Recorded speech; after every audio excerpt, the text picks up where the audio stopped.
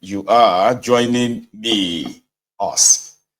It is Mayegun Live, and I really do apologize that this is coming so late. Well, it's better late than never. All right. So to those who are still going to join us, right, please, after reading the caption of the broadcast, read the description as well. Like it, share it, invite your friends, invite your not so friendly friends, and tell them all that, oh, Mayegun is live, because I am. And if you have done that already, thank you. So today, in Nigeria, they are celebrating democracy. And some have already described that as a demonstration of a craze. And today happened to be the time when Koolu cancelled his supposed national broadcast. I don't even know if that has changed anything before. So he cancelled it, and they chose to address the joint session of the National Assembly, right, where he used most part of that address, right, to send jibes to his supposed opposition. Some of them are captured here for us this evening. Also, Peter Obi, too, was seen earlier, speaking to the press in an address he called State of the Nation Address. That is Nigeria. And he described, the 2 years of Tinubu as 2 years of darkness, where Nigerians and their lives have been turned upside down. Things should be done differently, where he also offered his own advice on what, Tinubu should be doing and what he shouldn't. Saying all of that tonight, we are just going to go into it cha like that. Oh my God, I feel so bad, but I'll keep apologizing for starting late. And to those who are going to miss this, I'm like, oh, I didn't know you were going to go live again. And others who possibly are going to be asking if you join us live, is this live? Please just sit back after reading the caption and the description and you have shared the broadcast. Sit back and then enjoy this. Because also today, June 12th, 2025, marked as a Democracy Day, as others have described it as a Demon Crazy Day. So, and they take it back. They took to the streets across Nigeria, from Kano to Sokoto to Kaduna to Abuja, as well as Ondo to Port Harcourt, including Osun and Lagos, of course, where they gathered, calling on the Tinubu's regime. So please live up to the expectation, protect Nigerians, and who are currently dying every day in the hands of different kind of terrorists across the place. People are facing tough time, hardship, economic hardship and all of that. Tinubu should do something about it. So they protested.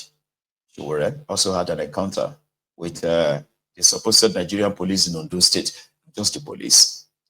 The political thugs mobilized APC, Oshins, the sewage dwellers, Ondo State branch, were on hand to harass these Nigerians calling for a better Nigeria. So in all of that drama, right, let us start with that of Koolu when he spoke to the joint, when he addressed the joint section of National Assembly. It's a long watch, right? So please share this. I'll be back. The struggle was never the province of any one group or section of the country. It was pan-Nigeria in its conception, and it will even be more pan-Nigeria as we strive to perfect it. It is fitting that I come to this chamber to you. You are the authors of the people's law, and I must be their faithful implementer. While we may not always agree, we must forge a way to work together, because this is what democracy demands of us. I pledge myself to this cooperation and ask that you do the same for the good people of our country.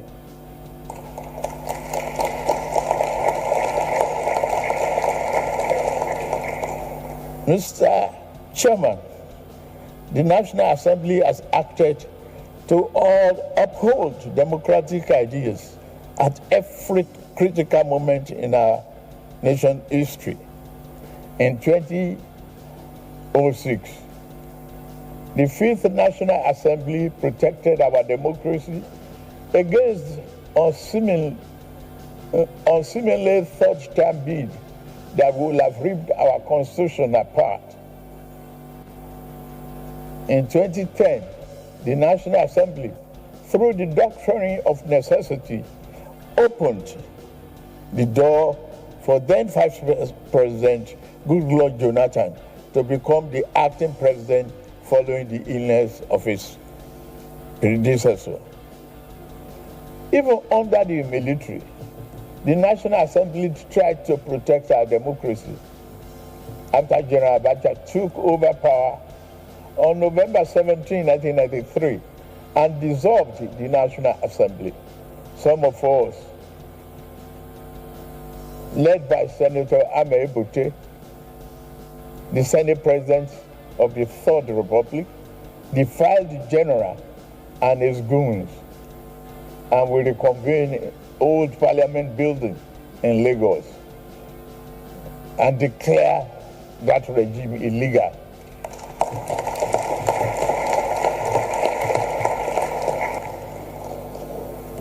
I've never attempted to alter any political party registration with INEC.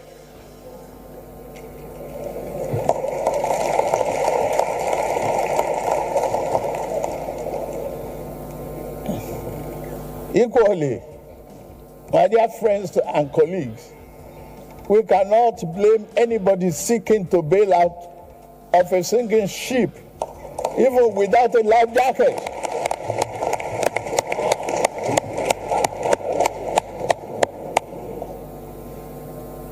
Look at my political history.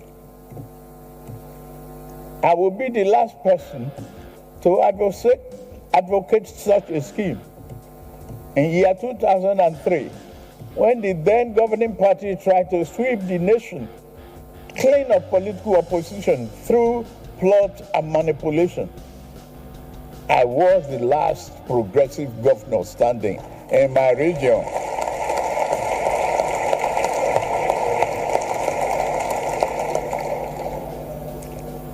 In their numbers, they boasted.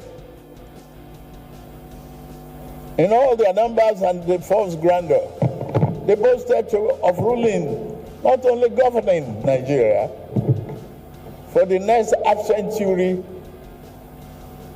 or more. Where are they now?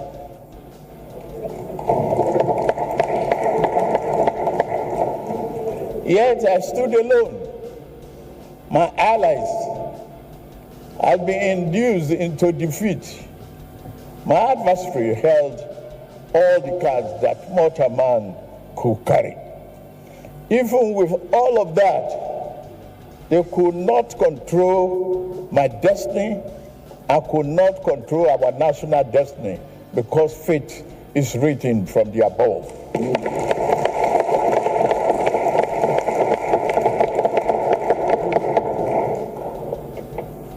A greater power did not want Nigeria to become one-party state back then. Nigeria will not become such a state now.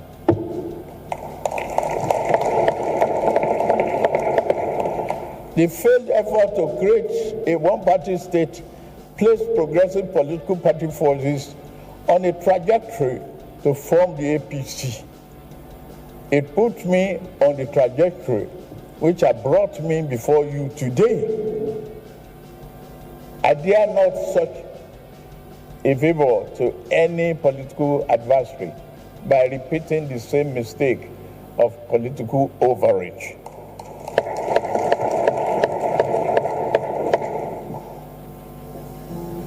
A one-party state is not in the oven, nor should it ever be. That said, we would be guilty of political malpractice if we close our door on those from other parties who now seek to join the APC.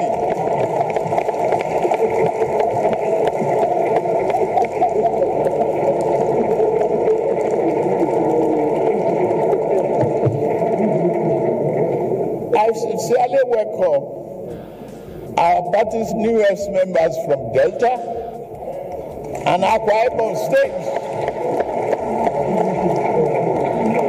led by Governor Sheriff Oboweri and Pastor Umo Eno and other national members of this respected National Assembly.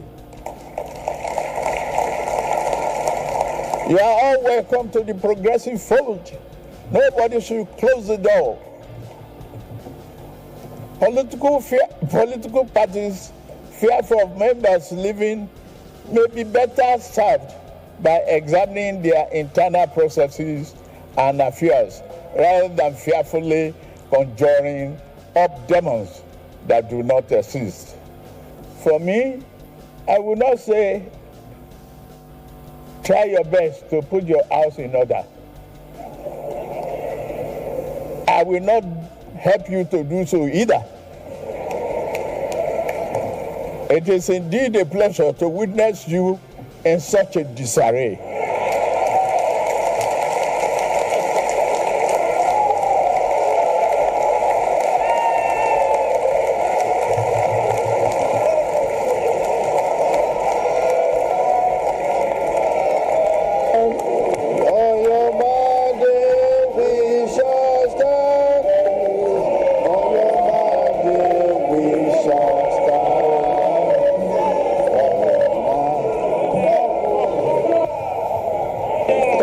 Please.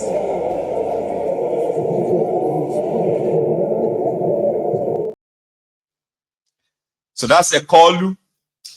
You know, he said a lot as well. He even gave national honors to some Nigerians, including the dead ones. Okay. And he also did well. Like, give that to him, though. You know, the teleprompter is using, going back and forth from that, and you know, it went so smooth for somebody that we sort of like know that is a Bulaba, Balablu, and all of that. Okay, so they wrote all of that for him, and Tifnubu gave national honors, posthumous national honor. That is the national award for, or any award called posthumous, means that person, the recipient, is dead. So there are two people, two old men, that Tifnubu gave the posthumous award, that they were dead, and they are not dead. One of them is Pastor Ranti, you know. But yeah, it was like his moment, you know, like when everybody was jumping ship that time, when PDP were in power, and they said they would this, they would do this, they would do that. It was only me, I you know, it was only me left. I was the last man standing. Look at me today. I'm addressing you as your president, you know. But then we have Peter Obi as well. But before we go to that, when Koolu finished, this was the National Assembly, guys.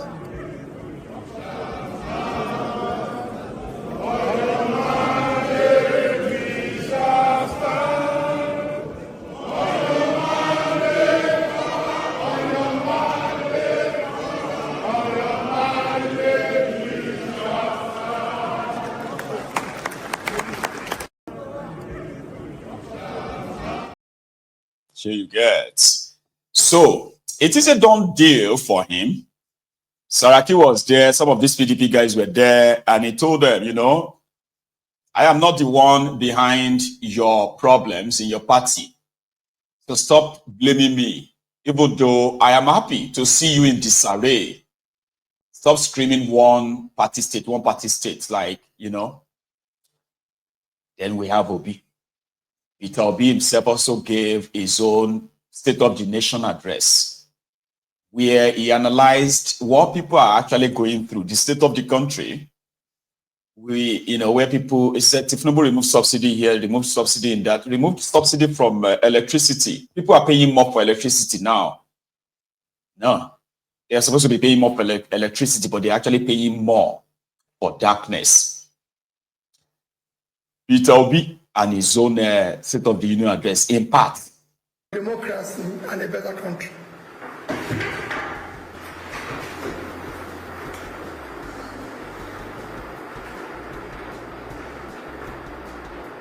May his souls and all souls of faithful departed, through the mercy of God, rest in peace.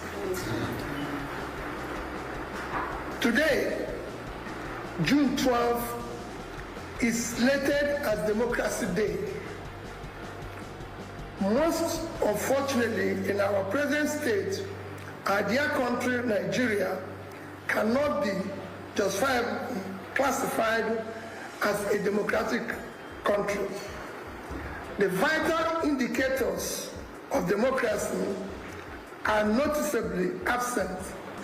Some do not even exist. Democracy is said to be a government of the people, by the people, and for the people. Yet, none of these three measures exist in our democracy today.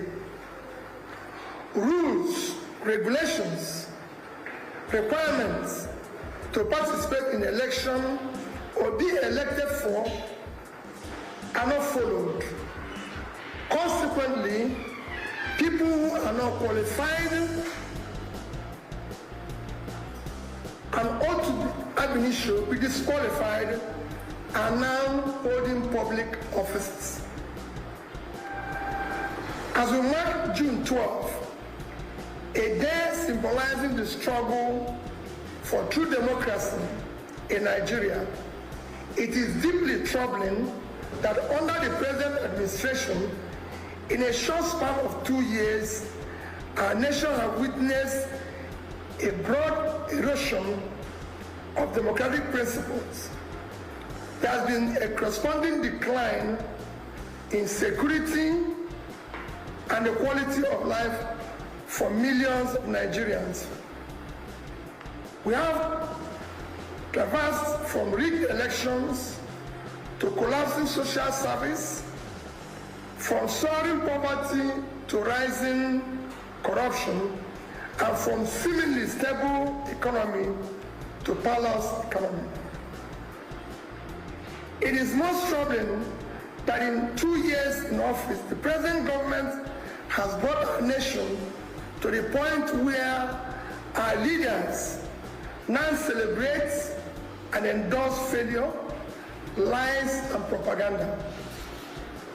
The government today, rather than show genuine accountability and measurable progress, focuses on manipulating the narratives, gaslighting the public, shifting blame, and weaponizing governance.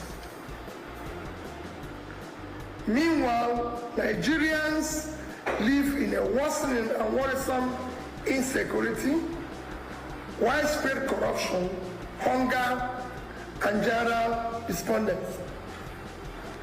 There are no clear benchmarks for measuring tangible development as we continue to witness the collapse of key indicators like education, healthcare, and poverty alleviation, which are the parameters for measuring national progress. Simple comparison of what has happened in the past 2 years now relies on propaganda and misinformation to mark misgovernance. Our country today can best be described as a nation declining fast in all its facets. The security of lives and property has worsened, and the rule of law is virtually non-existent. These are verifiable facts. On May 29, 2023, when this government was sworn in to office, Nigerian gross domestic product, GDP, was $364 billion. As of today, it has declined to $188 billion, a decline of almost 50%. Nigerian per capita income was 1,640 as at May 2023,